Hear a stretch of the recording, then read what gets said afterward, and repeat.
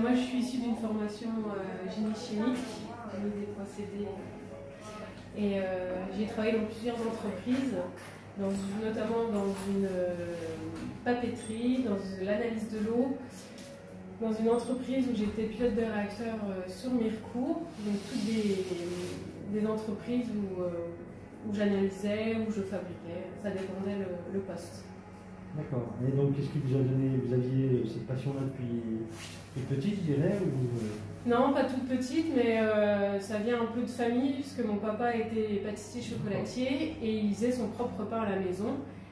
Et puis un jour, avec maman, j'ai décidé de refaire du pain avec de la recette de mon papa.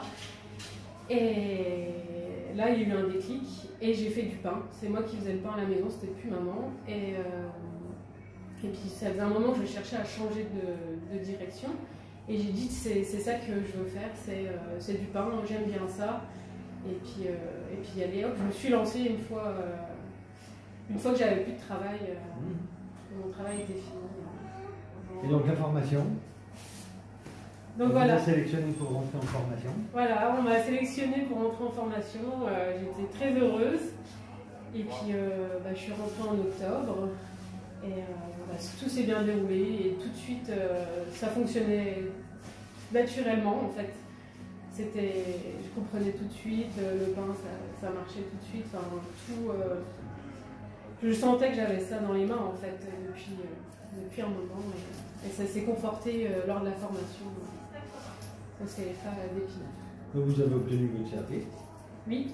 Et depuis alors?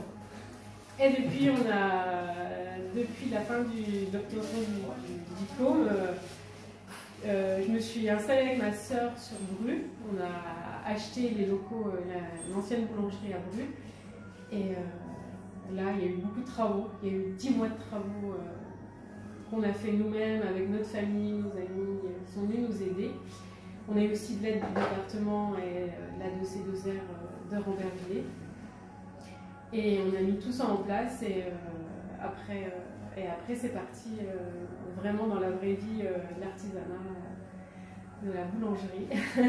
Donc boulangerie, vous faites d'épicerie aussi, il me semble. Voilà, on fait aussi épicerie locale, donc on met en avant le local, les gens qui font eux-mêmes aussi dans les Vosges leurs produits et on les met chez nous pour les faire connaître aussi. C'était un point d'honneur qu'on voulait mettre en place aussi. D'accord. Et vous allez rouvrir le petit café, donc on a vu, c'est pas encore ouvert.